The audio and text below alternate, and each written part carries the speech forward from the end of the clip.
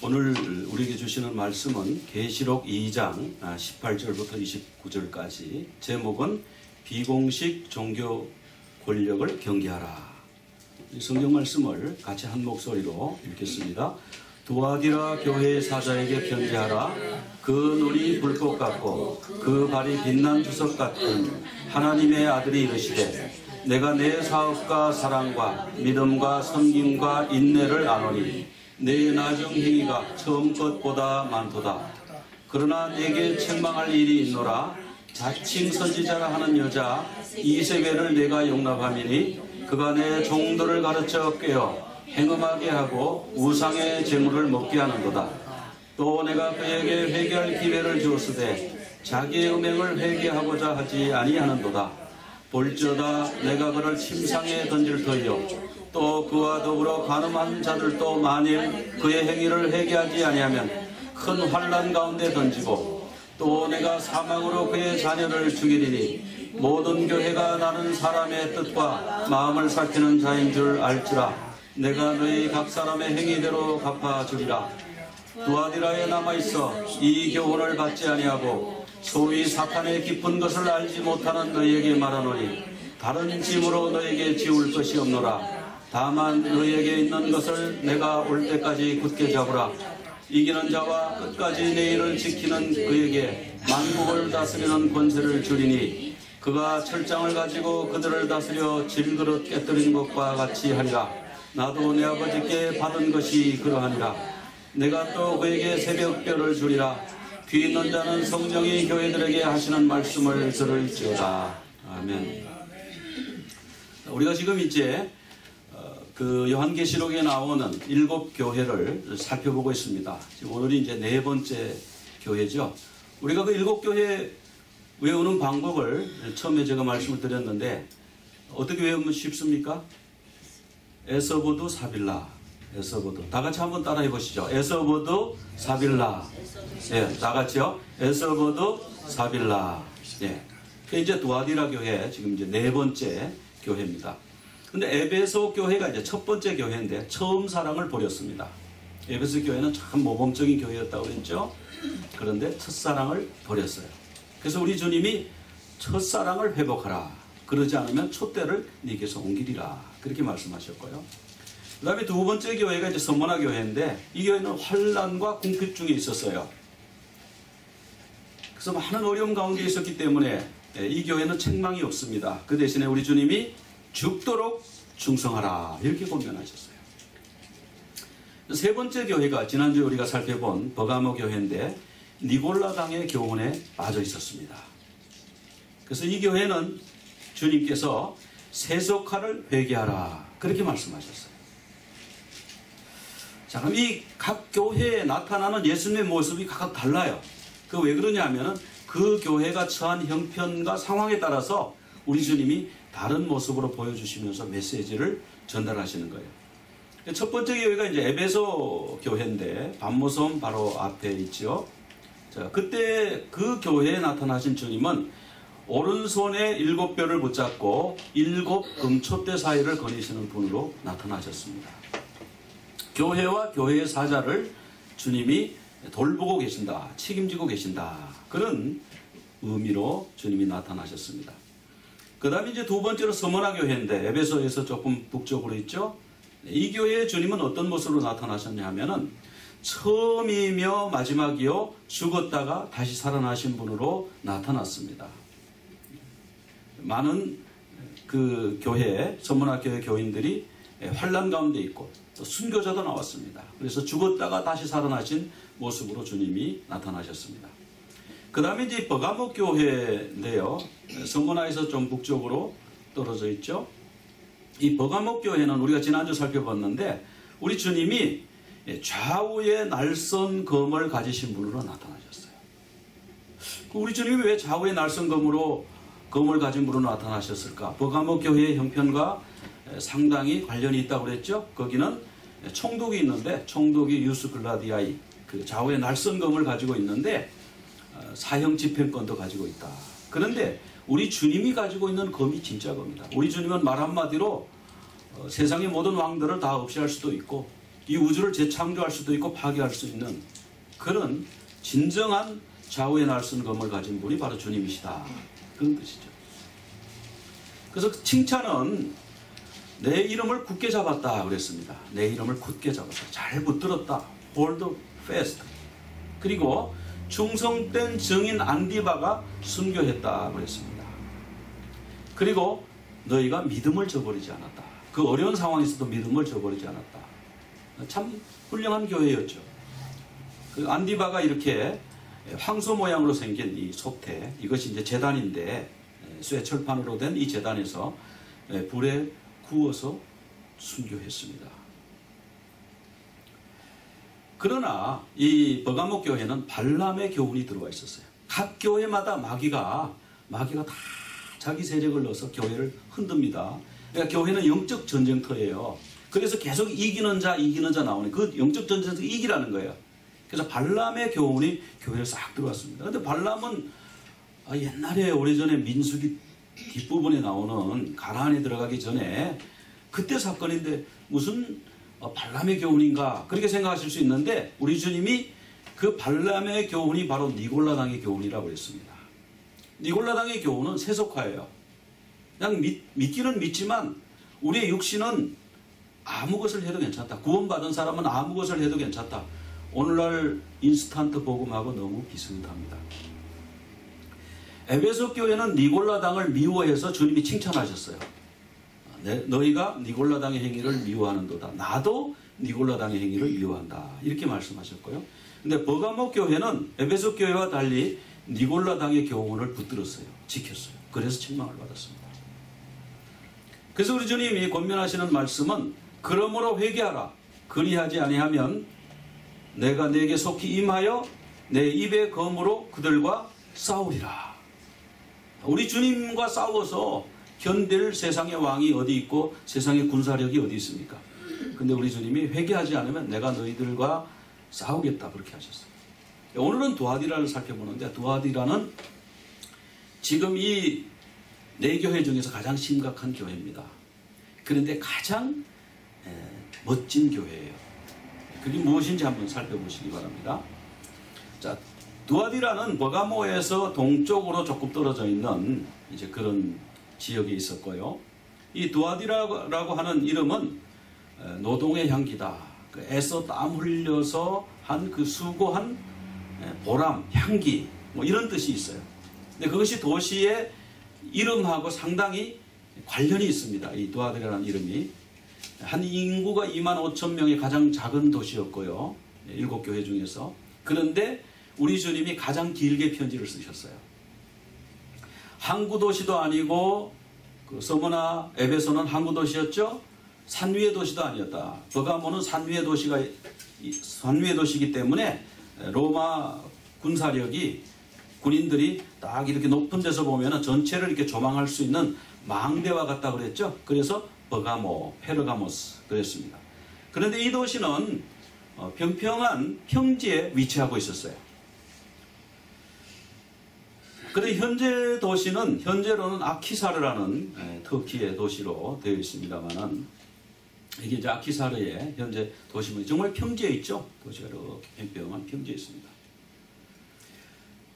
자, 그런데 이 버가모를 방어하기 위해서 이 두아디라를 요새화시켰습니다. 왜냐하면 여기는 평평하기 때문에 적들이 들어올 때 제일 먼저 점령할 수가 있어요. 아주 쉽게 점령을 할 수 있어요. 그래서 여기가 뚫리면 이제 버가모가 좀 위험해지니까 먼저 거기에다가 이제 군인들을 보내고 또 요새화시키고 해가지고 아주 방비를 철통같이 지키는 요새화된 군사도시입니다. 근데 거기서 이제 노트구도 만들고요, 뭐 노 방패도 만들고 이런 병기를 만들었습니다. 그러니까 요즘으로 말하면은 이제 군수 산업이 발달했다. 그렇게 이제 말씀드릴 수 있습니다. 그러니까 이런 그 제품을 만들려니까 용광로를 만들어야 돼요. 용광로를 사용하는데 그래서 불을 막 떼가지고 그 쇠라든지 이런 놋 같은 것을 녹여서 주석을 녹여서 무기를 만들고 그렇게 했습니다. 그 다음에 평지니까 뭐 농업, 축산업 발달되어 있고요. 그 다음에 옷감이 유명했습니다. 그래서 염색업이 유명하고요. 그래서 자주색 옷감이 이 지방의 특산품이다 그랬습니다. 자, 두아디라 교회는 그러면 어떠했는가? 자, 지금 이 두아디라 교회의 유적들이 나오는데 사실은 지금 현재 보는 유적들은 그 당시 존재하던 요한계시록을 쓸 당시에 존재하던 두아디라 교회가 아니고요. 나중에 지은 기념교회예요. 그 이전의 교회는 어떻게 생겼는지 우리가 알 수가 없습니다. 자, 이 두아디라 교회는 어떻게 생겼냐 하면은 사도행전 16장에 보면 바울이 이제 이 아시아 쪽으로 전도하려 가려고 하니까 하나님이 밤에 그 유럽 쪽으로 와서 우리를 도와달라 하는 이제 그런 꿈을 꾸게 하셔서 이제 유럽 쪽으로 건너갔죠. 그 유럽의 첫 성이 마게도니아의 첫 성이 빌립보입니다. 근데 빌립보에 가서 이제 안식일이 됐어요. 바울도 유대인이니까 안식일이면 회당에 가서 예배를 드리고 싶어서 회당을 찾았습니다. 그런데 유대인의 회당이 없는 거예요. 그래서 회당이 없으니까 쉽게 말하면 예배당이 없는 거예요, 그곳에. 그래서 어디 가서 예배를 드리냐 하면은 강가에. 우리 그럼 강가에 가서 예배 드립시다. 그래서 강가에 예배 드리러 갔더니 거기서 누구를 만나냐 하면은 리디아를 만났어요. 루디아. 두아디라에서 왔대요, 이 리디아가. 그래서 만나서 복음을 전했는데 이 리디아가 복음을 받아들였어요. 그리고 나서 이 루디아는 두아디라 출신인데 두아디라에 가서 복음을 전해서 두아디라 교회가 생겼다. 그렇게 이제 우리가 보고 있습니다. 자, 그런데 이 두아디라는 세계 최초로 같은 직종 종사자들의 계조직이 있습니다. 그래서 이 요즘 말하면 노동조합이 있는 거예요. 무슨 군수산업 노동조합, 뭐 무슨 염색업 노동조합, 뭐 농업 노동조합 이런 식으로 그런 조합들을 만들어서 그리고 거기 이제 신전이 있는데 트림나스라는 신전이 있고 그거는 이제 나중에 아폴로라고 이제 아폴로 신과 같이 동일시했는데 그곳에 가서 돈을 바치고 제사를 지내고 술 먹고 또 고기 먹고 우상에게 바쳐진 고기죠. 그 다음에 거기 있는 여사제들은 이제 뱀의 신탁을 받는 여사제래요. 그 여사제들과 그런 성적인 관계를 갖고 이러고 이제 돌아오는 거예요. 그런데 이 두아디라 교회의 이세벨을 용납했다는 거 보니까 그 신전의 여사제를 받아들인 것 같아요. 그러니까 그 신전의 여사제가 아니 나도 그럼 예수 믿을래요. 그래가지고 아마 들어온 것 같아요. 근데 이거는 확실치 않습니다. 성경에 나오는 얘기가 아니니까 그냥 제가 추측이에요. 그래서 이 여자가 이세벨처럼 성도를 유혹해서 범죄하게 했다 그랬습니다. 그런데 두아디라 교회는 그 여인을 수용하고 그대로 용인하고 놔뒀다. 이것이 이제 주님이 책망하시는 내용이에요. 이게 이제 두아디라 교회의 기념교회 유적입니다. 그 전의 교회는 우리가 알 수가 없어요. 그럼 이 교회에 나타난 예수님의 모습은 어떠한가? 우리 같이 한번 읽어볼까요? 두아디라 교회의 사자에게 편지하라. 그 눈이 불꽃 같고 그 발이 빛난 주석 같은 하나님의 아들이 이르시되. 자, 예수님의 모습이 세 가지로 나타나는데 눈이 불꽃 같다 그랬습니다. 발은 빛난 주석 같다 그랬습니다. 그리고 하나님의 아들이라 그랬습니다. 자, 불꽃 같은 눈, 이건 무슨 말씀이냐 하면은 거기에 용광로가 있어요. 용광로. 불이 활 타는 용광로. 그 용광로가 얼마나 밝아요? 막 다 감춰진 게 다 드러나죠? 그 재련소의 용광로에서 뿜어내는 불꽃 같은 예수님의 눈을 가지죠.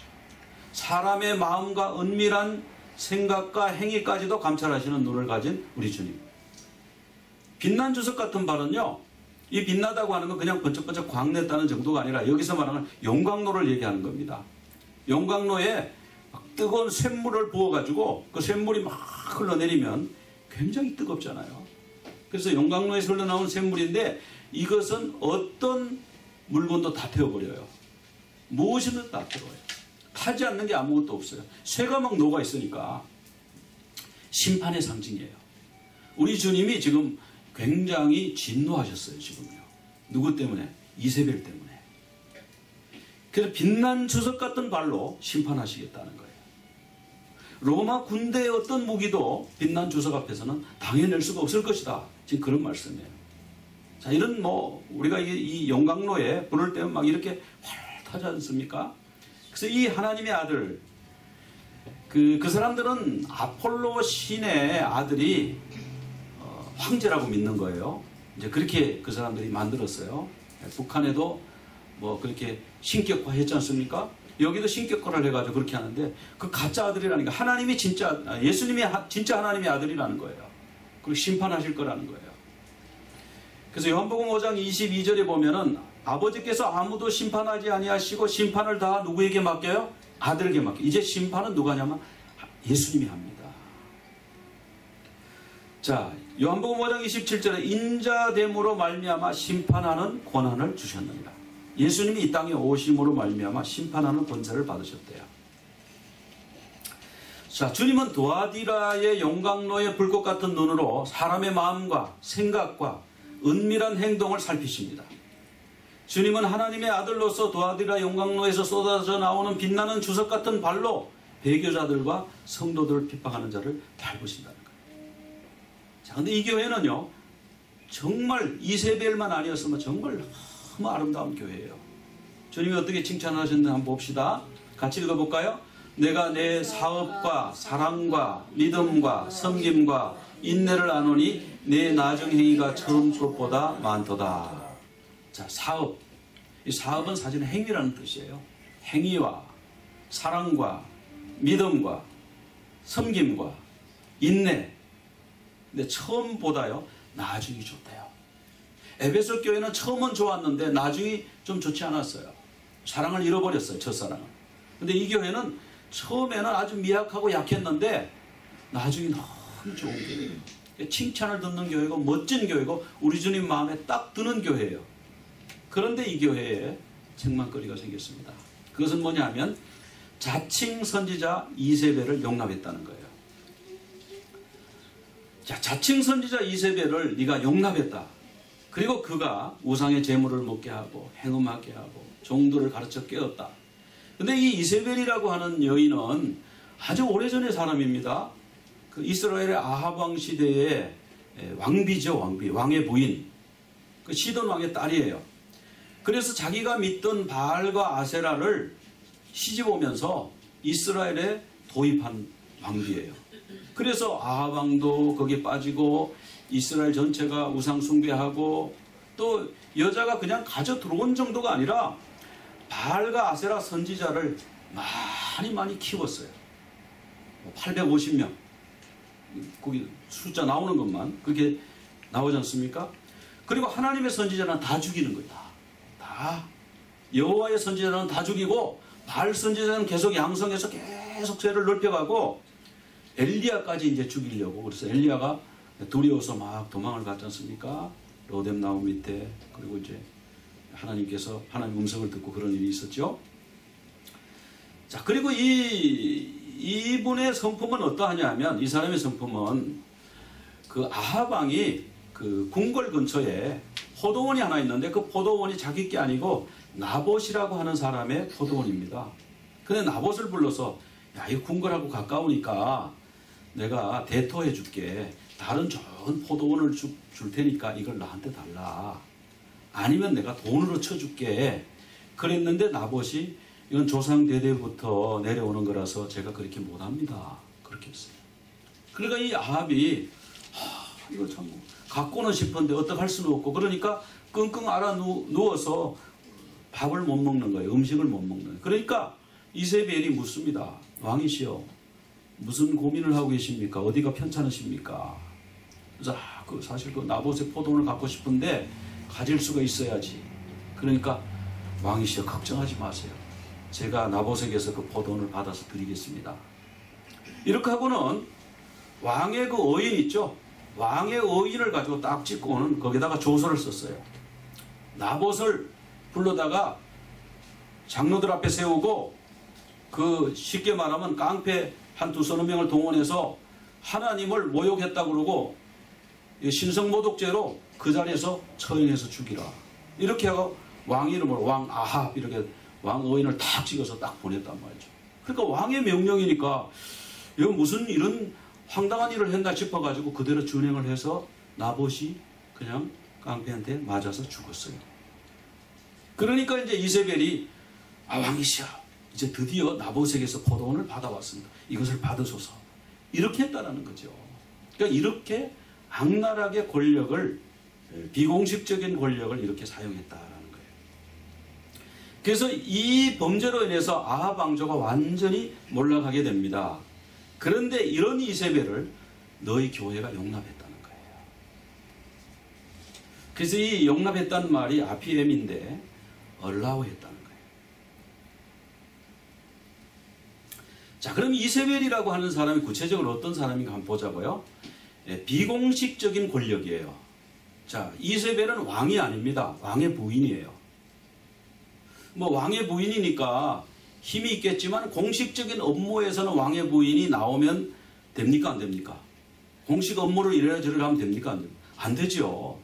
뭐 잔치를 한다든지 이럴 때는 왕의 부인이 이런 음식을 차리고 저런 음식을 차리고 그럼 마음대로 할 수 있을 거예요. 그 정도는 자기 권력이 돼요. 근데 국사에 대해서만큼은 이세벨이 관여하면 절대로 안 되는 거예요. 그런데 관여했습니다. 그런데 이 사람은 특징이 뭐냐면 종교 권력이에요. 자칭 선지자예요. 자기가 선지자다 그래가지고 그 바알 신전과 아세라 신전을 만들고 거기 가서 절하고 그 사람들을 뭐 쉽게 말하면 신학교를 세워가지고 막 저기 바알 그 선지자와 아세라 선지자를 막 양성해내는 겁니다. 자, 이 사람은 특징이 뭐냐면은 풍요를 추구해요. 번영, 돈 버는 거. 그러니까 나봇의 포도원도 그 고민해요. 무슨 명분, 법, 그게 무슨 필요가 있어요. 우리가 힘이 있는데 힘으로 그냥 제압하고 그냥 뺏어오면 되지. 간단하지. 주먹이 힘이지. 주먹이 법이지. 이렇게 생각을 한단 말이에요. 수단 방법을 안 가리고 자기 이익을 위해서 수단 방법을 안 가리는 게 이세벨이에요. 그 다음에 굉장히 종교적입니다.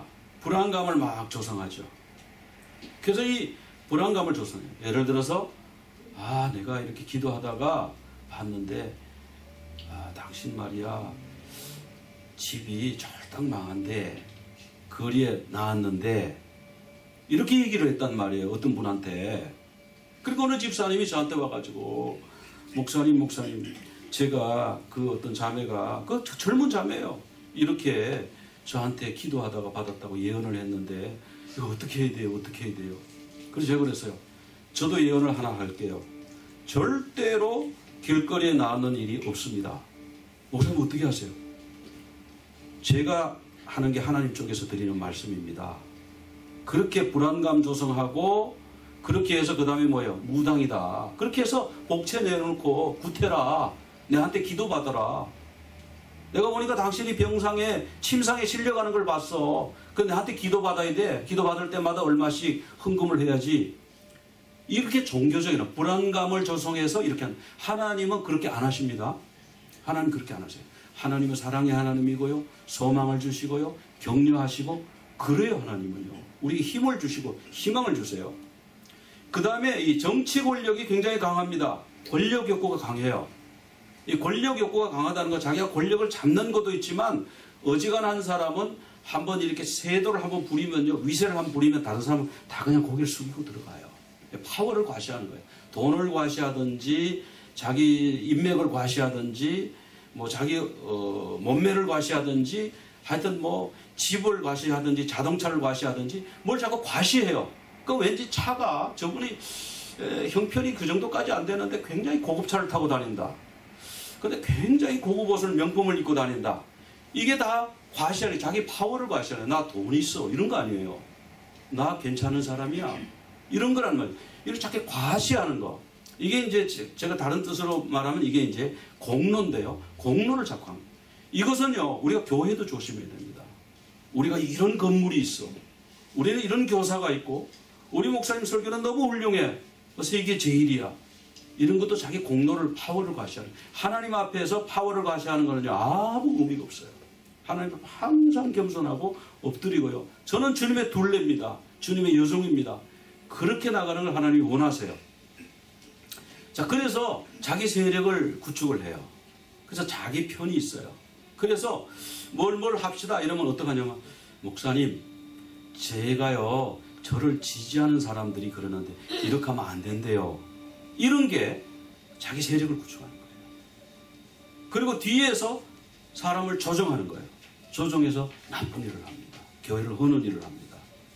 자꾸 불안한 얘기, 뜬구름 잡는 얘기, 헛된 얘기 이런 얘기를 자꾸 한단 말이죠. 그리고 그 어떤 사람이 그 세력군 안에 들어가느냐 하면은 코디펜던시라고 그러는데 그 한국말로는 동반의존이라고도 번역하고요. 그냥 여기서는 그냥 의존성이라고 번역했습니다. 의존성이 강한 사람을 이용해요. 즉 이 사람은 이런 사람은 어떤 사람이냐면 항상 예언 기도를 받아봐야 돼. 말씀 갖고는 불안해서 안 돼. 그러니까 직통으로 뭐가 오는 거를 내가 받으면 속이 후련하고 좀 불안한 게 없어지고 자꾸 그렇게 의지하는 사람들이 있어요. 그런 거를요. 그리고 자기가 직접 얘기를 못해요. 직접 얘기를 못하고 나 이 얘기 해야 되는데 좀 대신 전해줘. 이런 사람들이 동반의존성이 코디펜던시가 있는 사람이에요. 그래서 이런 사람들은 예를 들어 이런 사람들 이거 원래는 이게 어디서 나오냐면은 그 중독 치유에서 나왔는데 지금 이 알코올 중독의 남편이 너무 심해가지고 이분을요 치유하려면 따로 떼놔야 돼요. 떼놔야 되는데 떨어지지를 못합니다. 내가 없으면 그 사람이 어떻게 밥을 먹고 살며, 내가 없으면 어떻게 빨래를 하며, 내가 없으면 어떻게 그분이 옷을 입으며. 그래서 맞아가면서도 떠나지를 못하는 거예요. 내가 없으면 그 사람이 못 산다는 거예요. 이런 게 이제 코디펜던시인데, 그게 이제 뭐냐 하면은 다른 사람에게 지나치게 의존하는 거예요. 뭐 하나 해결을 못하고 자꾸 어디 갈 때도 같이, 화장실 갈 때도 같이 가. 이런 사람들 있죠. 이런 사람들이 쉽게 그 이세벨에게 끌려 들어가요. 그 다음에 이제 의인을 공격합니다. 나봇의 포도원을 뺏었죠. 근데 이 세례 요한을 죽이는데도 이런 일이 있습니다. 헤롯 안디바의 처 헤로디아가 있는데 헤롯 안티파스. 헤롯이 이제 생일날 기분이 좋아서 잔치를 하고 사람들 쭉 불러놓고 그 딸 헤로디아의 딸한테 너희 소원이 뭐냐? 나라의 절반이라도 주겠다 맹세를 했습니다. 그랬더니 엄마한테 가서 물었어요. 그랬더니 헤로디아가 세례 요한의 목을 쟁반에 담아가지고 주십시오. 이렇게. 이게 애한테 시킬 심부름입니까? 대단해요. 이런 심부름 시킬 얼마나 성품이 강한지 몰라요. 이런 일이 있다라는 거예요. 자, 그럼 이런 그 이세벨에게 우리 주님이 경고하시는데 회개할 기회를 주셨어요. 21절에 보면 회개할 기회를 주셨다고 그러죠. 그런데 회개하지 않는데요. 회개할 기회를 주셨대요. 그러면 그 다음에 어떡하냐? 침상에 던지겠대요. 자, 그리고 그 사망으로 그 자녀를 죽이는데 모든 교회가 이걸 알래요. 이건 두아디라 교회만 알 게 아니라 모든 교회가 알으래요. 그러니까 우리 주님이 이처럼 화내신 거는 여기가 처음이에요. 너무너무 화내셨어요. 우리가 이거를 잘 기억해야 됩니다. 자, 그 여인을 어떻게 하느냐? 우리 주님이 침상에 던져버리겠대요. 이 침상에 던지는 건요, 중병에 걸려서 폐인 만들어버리겠대요. 너 못 걸어다니게 할 거야. 이런 말이에요. 얼마나 무서운 말입니까? 그 다음에 동조자 있죠? 동반의존 때문에 같이 이렇게 어울려가지고 심부름하고 같이 뭐 끼리끼리 일했던 사람들이 있죠? 그런 사람들을 회개하지 않으면 Great Tribulation, 큰 환란에다가 던져놓겠대. 우리 주님이 엄청 화나신 거예요, 지금요. 그 다음 보세요. 세 번째 뭐라고 적혔어요? 그녀의 자식을 죽이겠대요. 우리 예수님이 이런 말씀 하실 분이 아니잖아요. 이런 말씀 하시는 거 들었어요, 예수님이요? 얼마나 용납이 안 되고 화가 나시면 우리 지금 이렇게 말씀하셨어요. 그래 모든 교회는 이걸 들으라고 그랬어요. 모든 교회는. 그래서 매우 진노하시는 주님이에요. 그러니까 이세벨이요, 그 종교 권력을 비공식적으로 뒤에서 자꾸 이렇게 행사하는 것을 우리 주님이 무지무지하게 싫어하십니다. 그래서 회개할 기회를 주고 하는데 회개 안 하잖아요. 나중에 뒷감당 못 합니다. 그래서 뭐냐면 모든 교회, 우리 23절은 같이 한번 읽어볼까요? 모든 교회가 나는 사람의 뜻과 마음을 살피는 자인 줄 알지라. 내가 너희 각 사람의 행위대로 갚아주리라. 우리 주님이요 반드시 보수하신대, 이세벨에 대해서. 그래서 모든 교회요, 이세벨이 우리 안에 들어와 있는지 경계하라, 살피라. 그래서 이 설교 제목이 좀 이세벨을 경계하라 이러려고 그랬는데, 그 이세벨이 뭐냐, 이게 개념 규정을 딱 하면 비공식 종교 권력입니다. 자, 그런데 사탄이 영적 전쟁을 모든 교회마다 다 걸어왔죠. 교회마다 다 영적 전쟁을 걸어오는데 사탄의 전력은 뭐냐면 에베소 교회는요 사랑이 식어버리게 만들었어요. 진리 하다가 서로 의심하고 서로 판단하는 그런 죄를 짓게 됐어요. 그리고 공로의식이 있어요. 우리는 교회 건물이 좋습니다. 우리는 목사님이 훌륭합니다. 예수님의 어머니도 와 있습니다. 우리는 인적 자원이 수준이 높습니다. 부자들이 있습니다. 뭐 이런 식으로 공로의식이 있었어요. 사탄은 그런 걸 통해서 교회를 살살살살 시험하고요. 서머나 교회는 아주 극심한 환난과 궁핍을 통해서 이 교회를 공격했습니다. 그러다가 버가모 교회는 무슨 공격을 했냐면 유혹을 통해서 교회를 공격합니다. 근데 유혹은 이제 뭘 썼냐면 돈과 성이에요.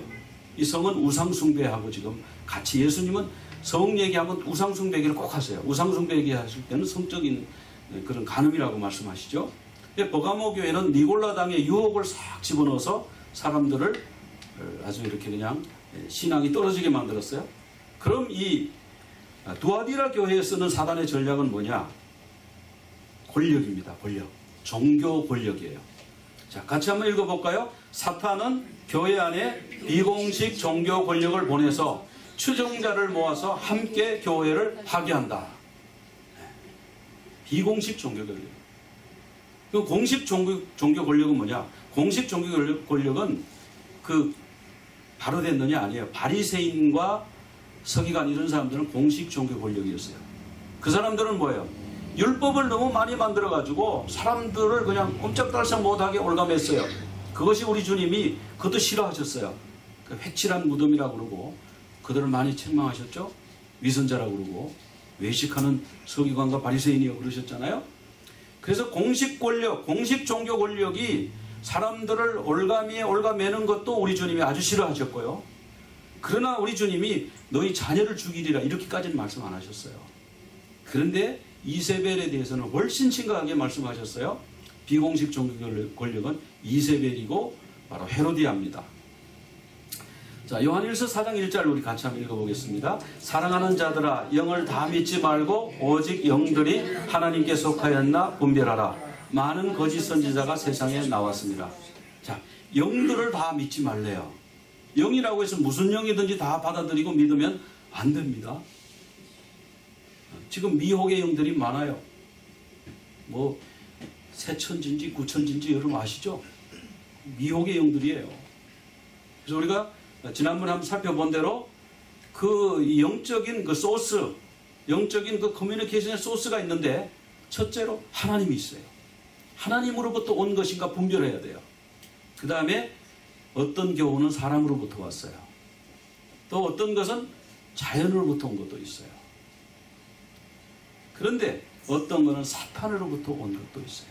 그래서 이거를 분간을 해야 돼요.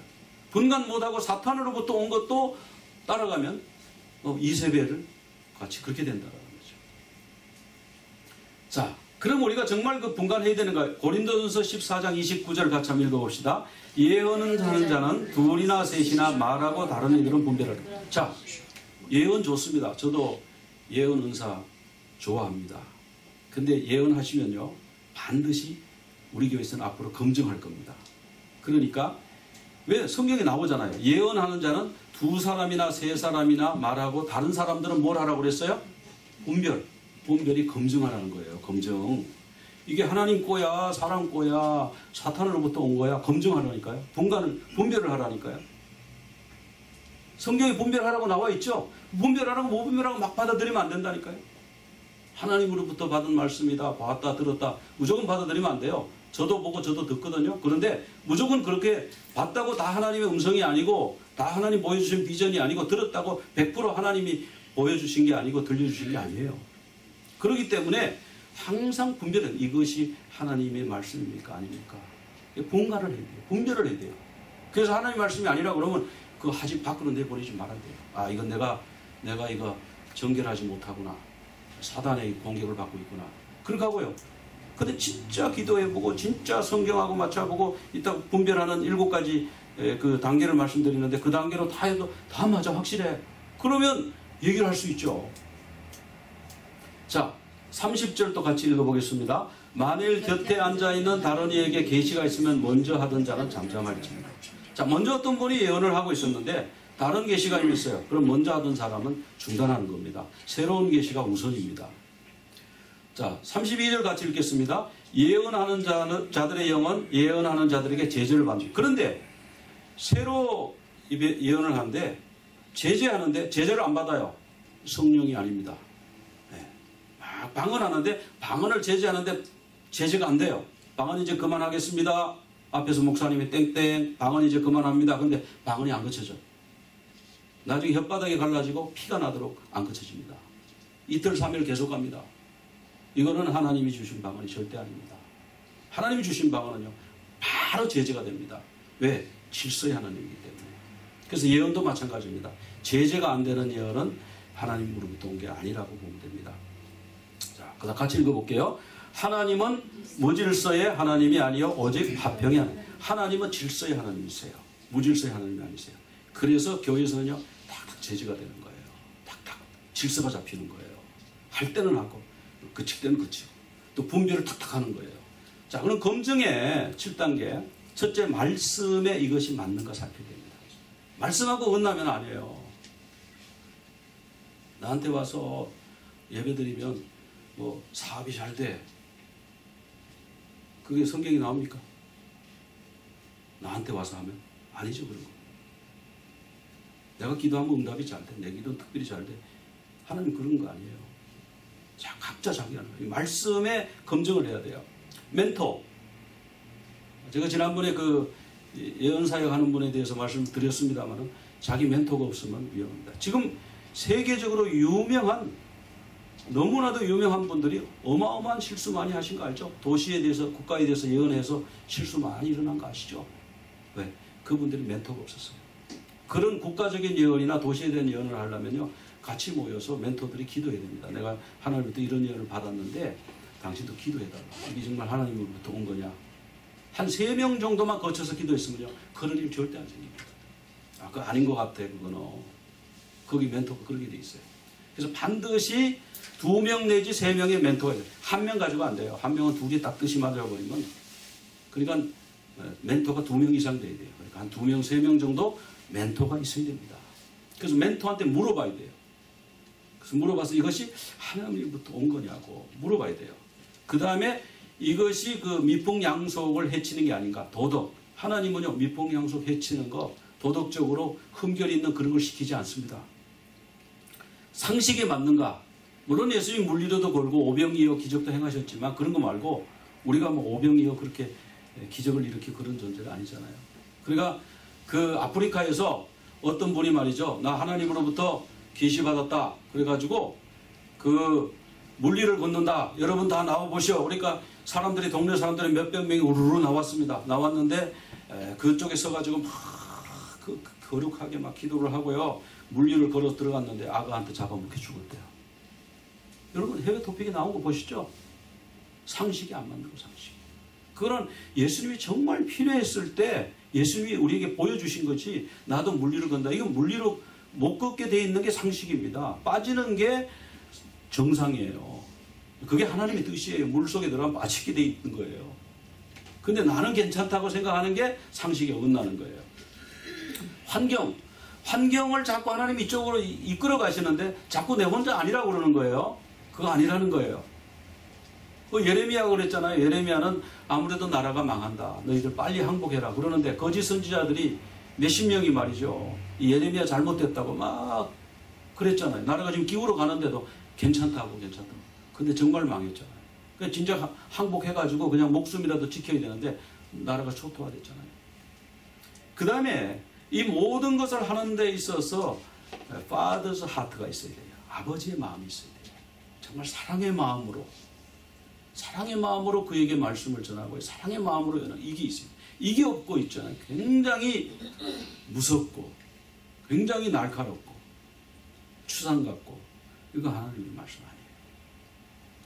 또 마음의 평안 이런 거 있을 때 마음의 평안이 있는가 이런 걸 살펴봐야 돼요. 그래서 우리가 아무거나 받으면 안 되고 영들을 반드시 분별하라고 그랬고 예언들은 반드시 그것도 분별하고 검증해야 됩니다. 자, 예수님은 이제 어떻게 권면하셨는가 하면 두아디라에 남아있어 이 교훈을 받지 아니하고 소위 사탄의 깊은 것을 알지 못하는 너희에게는 다른 짐으로 지울게. 이 두아디라 교인 전체가 이렇게 된 게 아니고 일부가 그렇게 됐어요. 그래서 거기에 오염되지 않는 너희는 다른 짐을 지울 게 없다. 너희들은 너무 좋다. 너희들은 처음보다 나중에 너무 좋고 너무너무 잘하고 있다. 그런데 그 속에 있는 이세벨만 너희들이 경계를 하고 좀 그렇게 해라. 이제 그 말씀이죠. 그래서 다만 너희에게 있는 것을 내가 올 때까지 어떻게 하라고요? 굳게 잡으라. 지금 이분들이 너무너무 잘하고 있어요. 너희들 잘한다. 지금 하고 있는 것을 내가 올 때까지 굳게 잡아라. 그렇게 말씀하시죠. 그리고 이기는 자에게 주시는 이제 상급은 어떤 것인가 한번 살펴보겠습니다. 자, 이기는 자와 끝까지 내 일을 지키는 그에게는 만국을 다스리는 권세를 주시겠다. 그런데 그가 철장을 가지고 그들을 다스려 질그릇 깨뜨리는 것 같이 하리라. 나도 내 아버지께 받은 것이 그리하리라. 자, 철장을 가지고 질그릇을 깨뜨린 같이 만국을 다스리는 분이 누구 얘기입니까? 누굽니까? 이분이 예수님이죠, 그죠?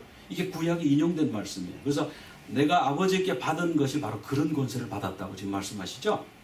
그래서 이 철장이라는 것은 아이언 스텝인데 그 임금님이 들고 있는 그 홀이에요. 규. 임금님의 권위를 상징하는 그 지팡이. 근데 이 지팡이로 만국을 다스리는 것은 이게 주님의 왕권입니다. 이기는 자에게는 끝까지 인내하고 주님의 말씀 그 내 일을 지키고 이기는 자에게는 주님의 왕권을 주시겠대요. 주님과 같은 왕권을 주시겠다.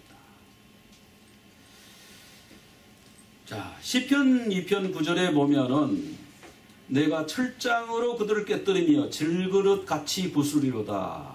자, 이 말씀을 지금 인용하신 거예요. 자, 그 다음에 계시록 12장 5절 여러분 읽을 수 있습니까? 글씨가 좀 작은데 여자가 아들을 낳으니 이는 장차 철장으로 만국을 다스릴 남자라. 자, 여기도 보면 여자가 아들을 낳는데 이 아들이 누구예요? 네, 만국을 다스릴 장차 철장으로 그 왕의 호를 가지고 만국을 다스릴 분이다. 그렇게 표현하고 있죠.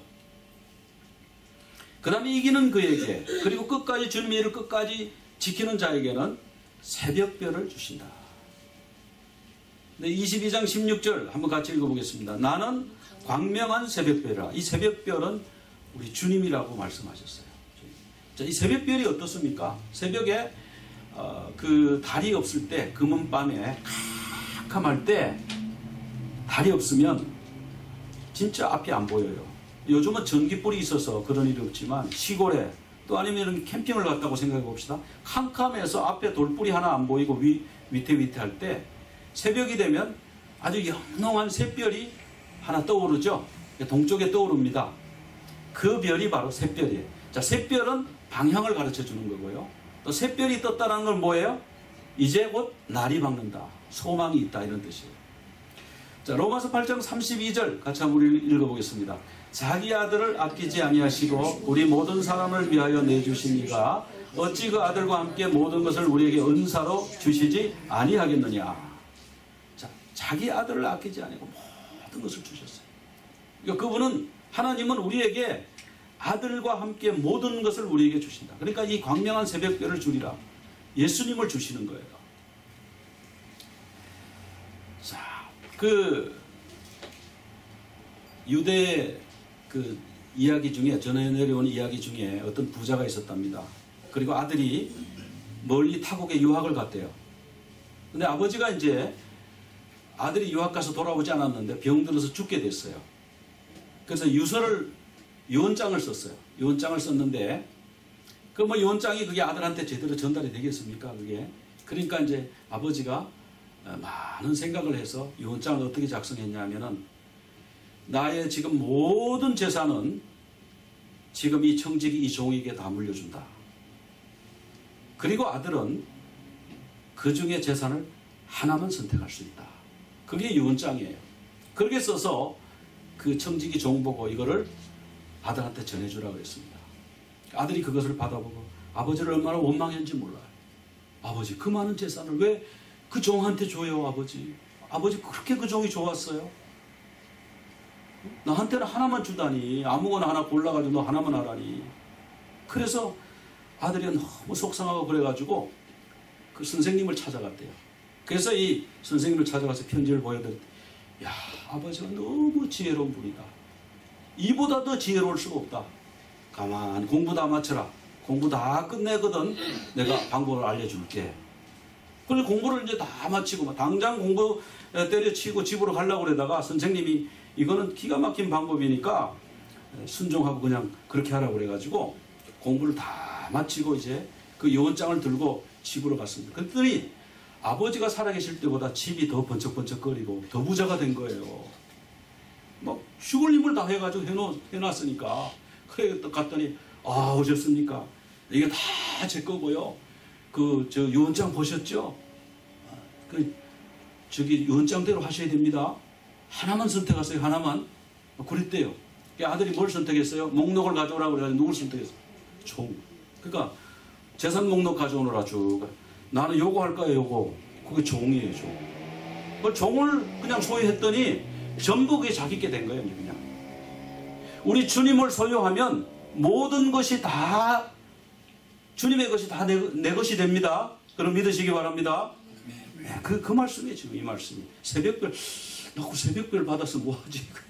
그런데 난 새벽별 관리 능력도 없는데 그 주님이 새벽별이잖아요. 그 주님이 나의 소유가 되면 주님이 가진 모든 것이 나의 것이 된다. 그런 말씀입니다.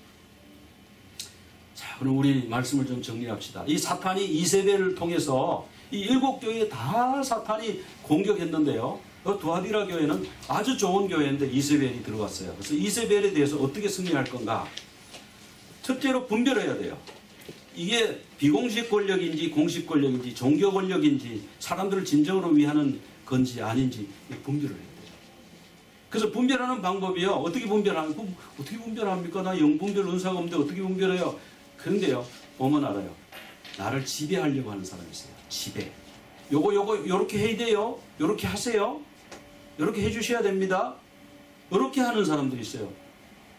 그런 사람들이 의외로 많습니다. 우리가 비즈니스 할 때도 그런 손님들이 들어있어요.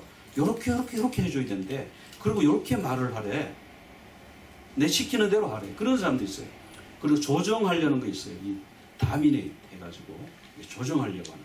그러면 그게 이게 어떤 영적인 역사구나, 이게 좋지 않구나, 이렇게 알아야 돼요.